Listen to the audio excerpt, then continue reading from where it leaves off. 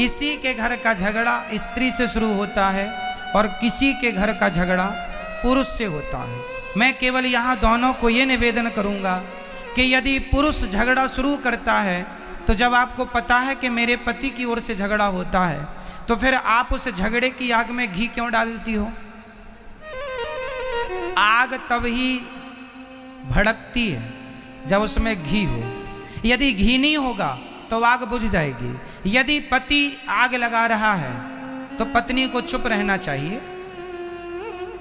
आप चुप रहेंगी, झगड़ा शुरू तो होगा पर आगे बढ़ेगा नहीं, खत्म हो जाएगा। और यदि स्त्री आग लगा रही है, स्त्री झगड़ा कर रही है, तो पुरुष को समझदारी का परिचय देना होगा, आपको चुप रहना होगा। यदि गृहस्थी को बचाना है तो दो में से एक को समझदार होना ही पड़ेगा। दोनों मूर्ख हुए तब तो गृहस्थी चल ही नहीं सकती। चलेगी बताइए? इसलिए दो में एक को समझदार होना चाहिए। इसलिए या स्त्री समझदारी का परिचय दे या पुरुष समझदारी का परिचय दे। ज्यादा बोलने से विवाद होता है। गृहस्थों में आप बहुत गंभीरता से विचार करेंगे तो आप इस नतीजे पर पहुंचेंगे कि ज्यादा बोलने से विवाद होता है।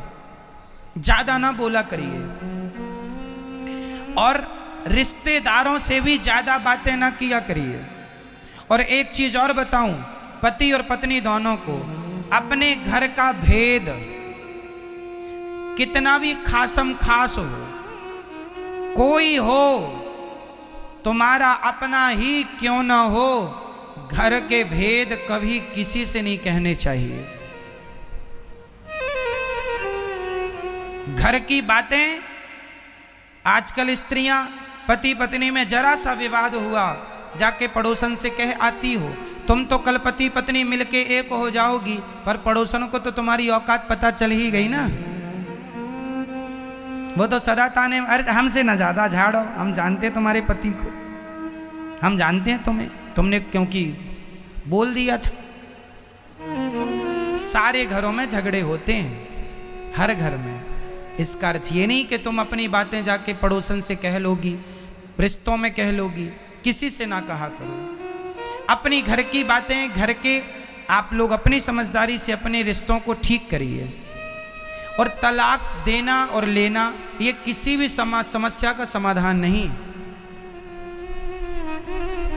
तलाक लेके क्या करोगे?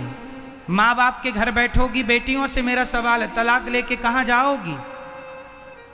अपनी मम्मी के घर बैठोगी कब तक? मम्मी जब तक जिंदा है तब तक तुम्हारा सम्मान है।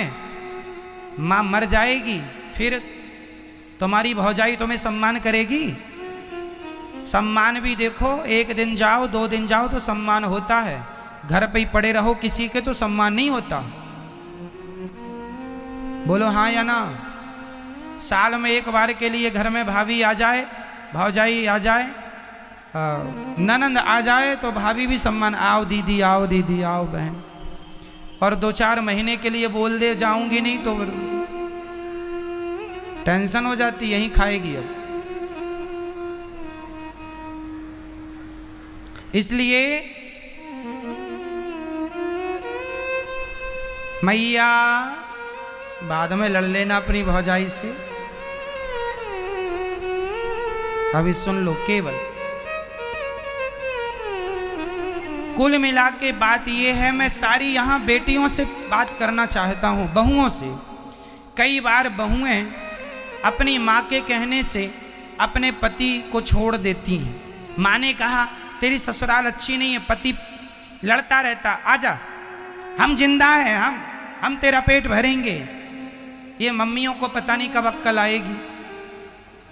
बेटियां बताओ, आपसे सवाल है, बेटी अपने पति के साथ सुखी रह सकती है कि अपनी माँ के साथ? ज्यादा सुख उसे माँ दे सकती है या उसका पति?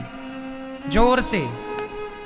एक स्त्री का माँ के साथ रहना उचित है या खुद के पति के साथ रहना जायज है? कहाँ रहना चाहिए? बोलो मेरी माँ। अरे सिर ना हिलाओ, बोलो मेरी माँ। किसके साथ? नहीं निकल रही आवाज। किसके साथ? मां के साथ, पति के साथ। हर स्त्री की भलाई पति के साथ रहने में है, ना कि मां के साथ रहने में। तुम पति को छोड़ के मां के साथ, तुम्हें ज्यादा अपनी मां की गर्मी है ना कि मेरी मां, मेरे मायके में तो सब कुछ है। हम कोई भीख थोड़ी मांगते थे, हम तो 56 भोग खाते थे।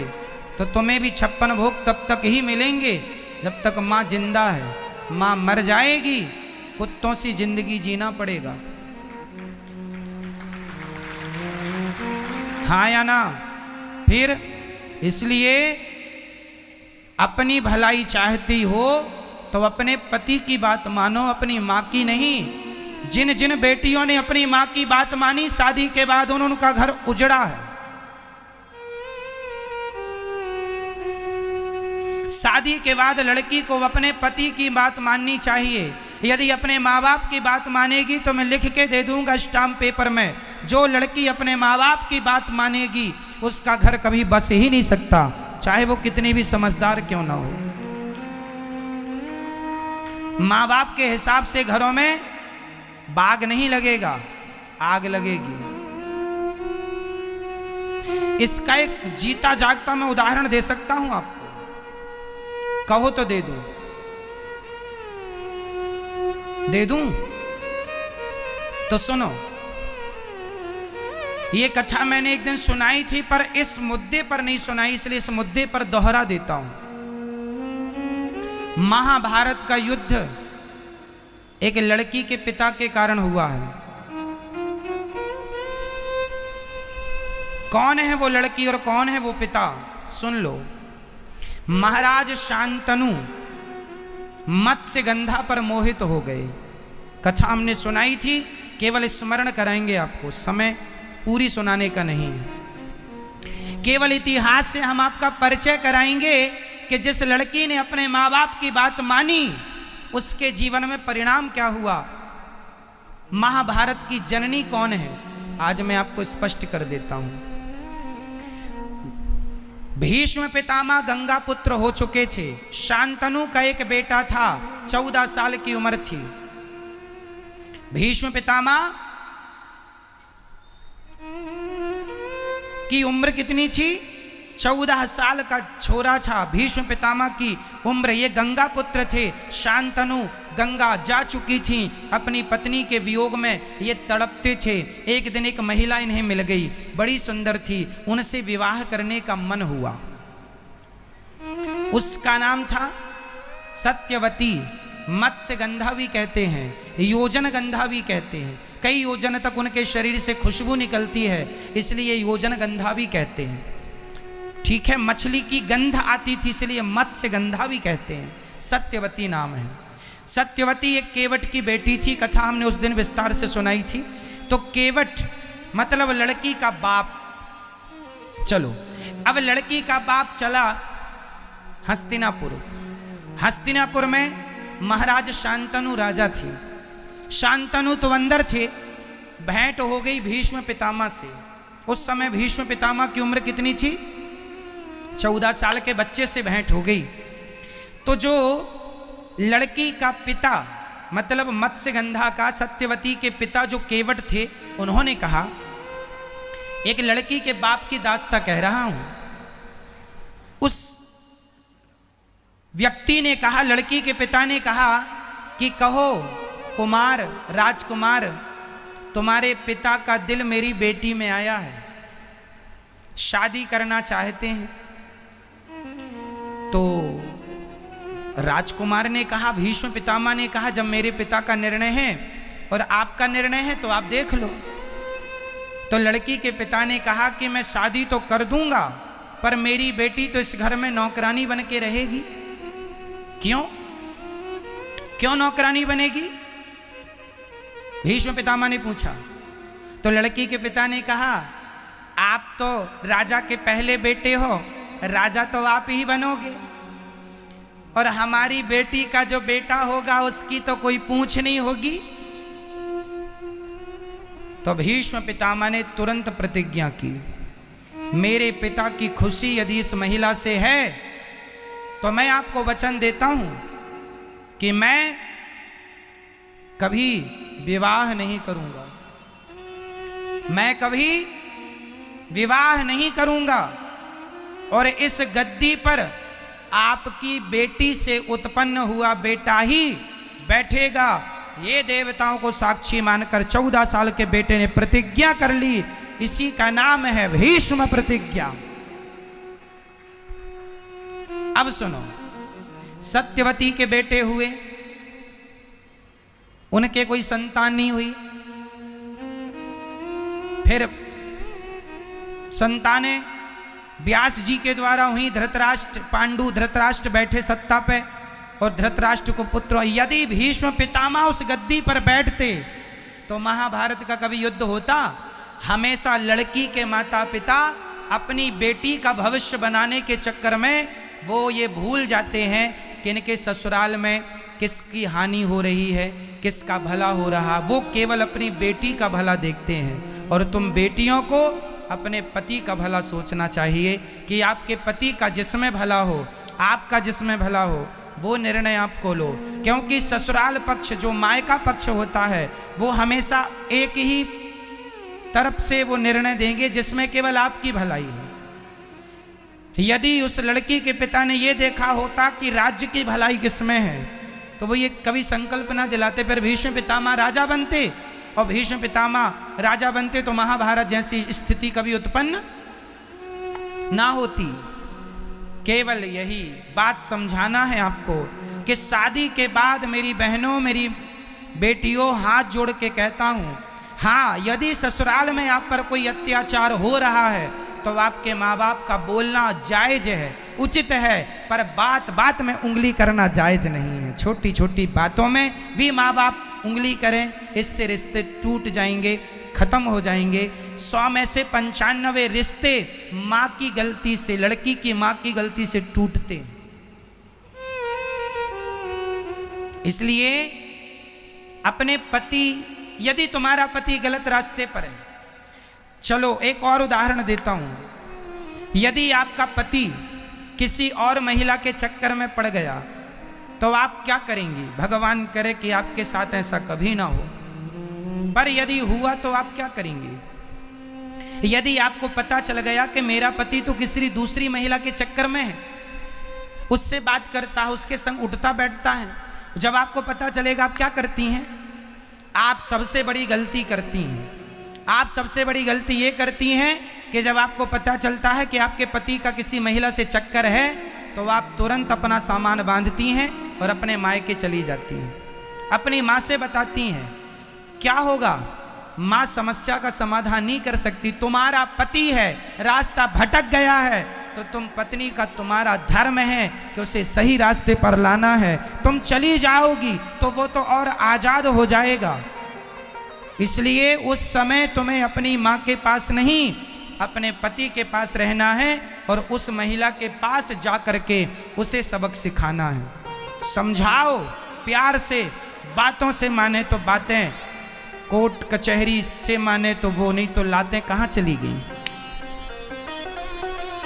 ठीक है मेरी माँ? तो आपके रिश्तों में कभी ऐसी आग लगे तो आपको क्या निर्णय लेना चाहिए? क्या हमेशा अपने पति को बचाएंगी आप? और यदि पत्नी किसी पुरुष के चक्कर में पड़ जाए तो पति उसे बचाए। पति और पत्नी एक दूसरे के रक्षक हैं। एक दूसरे की क्या है? क्या है?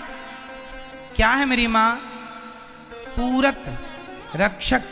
इसलिए कभी आपका पति एक तो रास्ता ना भटके, यही अच्छा है, पर रास्ता भटके तो आप तुरंत अपने पति कुछ भी कहे पर आपको उस महिला को सबक सिखाना चाहिए। यदि हर स्त्री अपने पति के लिए उन महिलाओं को सबक सिखाने लगी तो समाज की महिलाएं डर जाएंगी कि यदि हमने इसका घर बिगाड़ा तो हमारी बदनामी होगी, जमाना हमें क्या कहेगा। आप तो गलती ये करती हैं कि आप उठाए झोला मायके चली गई, यहाँ पति उसके संग मौज करता रहा और तुमने तलाक ले लिया, तलाक लेके घर बैठ गई। इससे तुम्हें क्या मिला?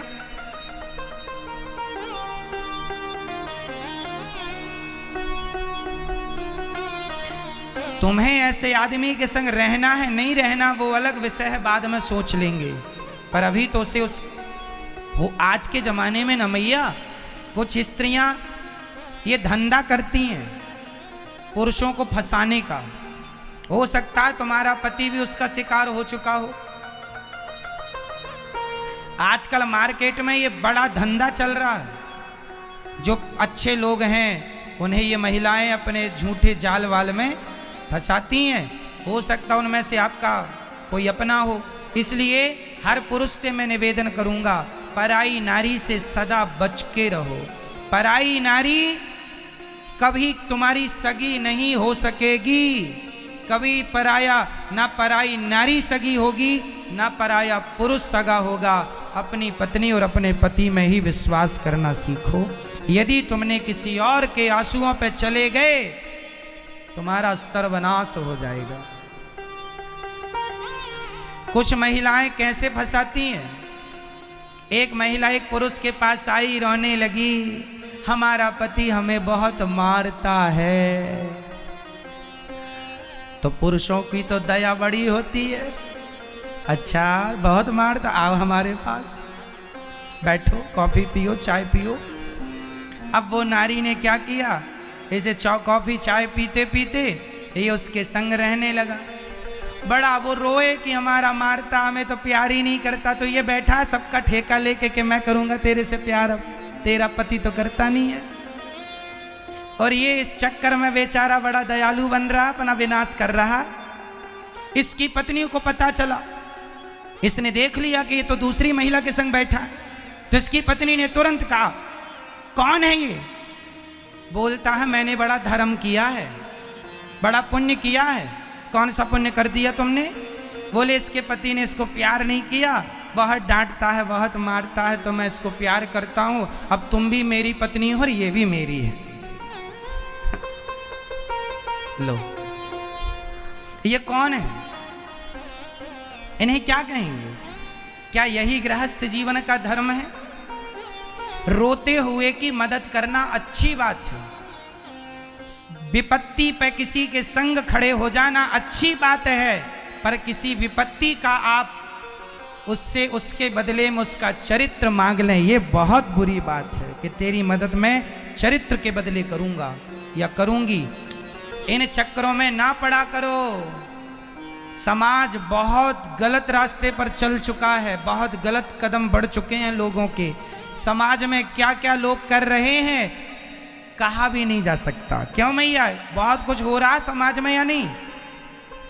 तो ऐसी गंदगियों से आपको अपने पतियों को बचाना है, अपनी पत्नियों को बचाना है और आने वाली पीढ़ी को, बेटा और बेटियों को बचाना है इस गंदगी से। कहीं आप शिकार ना हो जाए। इसलिए पति पर जब कोई चरित्र का हमला होगा तो सबसे पहले साथ कौन खड़ा होगा? पत्नी। और पत्नी के संग पति, और एक दूसरे के चरित्र की रक्षा करो, एक दूसरे के काम आओ और प्रेम से गृहस्थी निभाओ। एक दूसरे से प्रेम करो। पत्नी पति से प्रेम करे, पति पत्नी से प्रेम करे। जैसे हमारे राम सीता से प्रेम करते हैं और सीता राम से प्रेम करती हैं, और दोनों से प्रेम हो और दोनों पति पत्नी मिलकर दोनों भगवान से प्रेम कीजिए। यही सदगृहस्थ है, यही गृहस्थी है मेरी माँ। मैया समझ में आई बात? तो गलत रास्ते पर आप तो नहीं जाएंगे ना कभी। तो आप अपने पत्नी से और अपने पति से झगड़ा तो नहीं करेंगे। मैया आप लोग अपने पतियों से प्यार करती हो कि नहीं? बोलो हाँ या ना, बोलो हाँ या ना।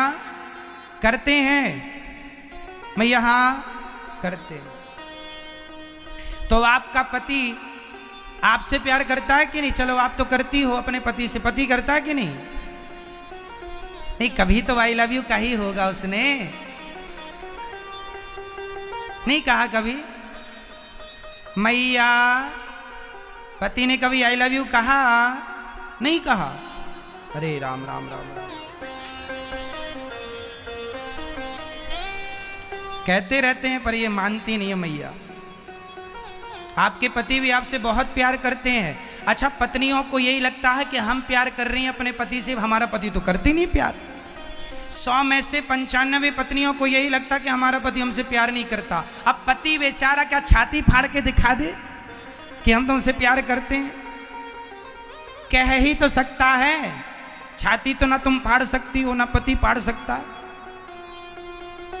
तो इसलिए मेरी माँ, यदि आपका पति आपसे प्यार करता है तो निश्चित जहां प्रेम अधिक होता है ना, यदि हम आपसे प्रेम करते हैं तो हम आपको डांट भी सकते हैं।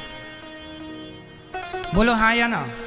हम आपसे प्रेम करेंगे तो हम आपको डांट भी सकते हैं, प्रेम नहीं करेंगे तो हम आपको नहीं डांट सकते। आपका पति आपको डांटा करे तो बात बात में गुस्सा ना हुआ करो कि डांटते रहते हैं। जहां प्रेम ज्यादा है, जिससे प्रेम करेगा उसी को डांटेगा, उसी को डांटता। आप भी डांट सकते हैं, वो भी डांट सकता है। यही गृहस्थी है।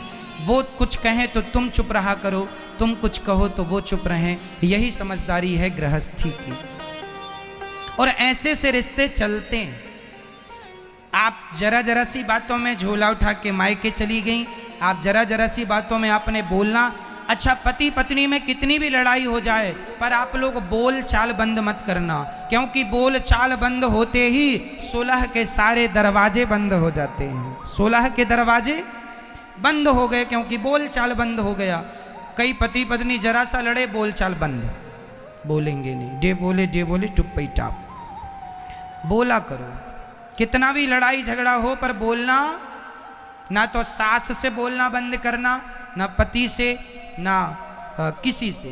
सारे रिश्तों को निभाना है और छोटी छोटी बातों में ध्यान नहीं देना।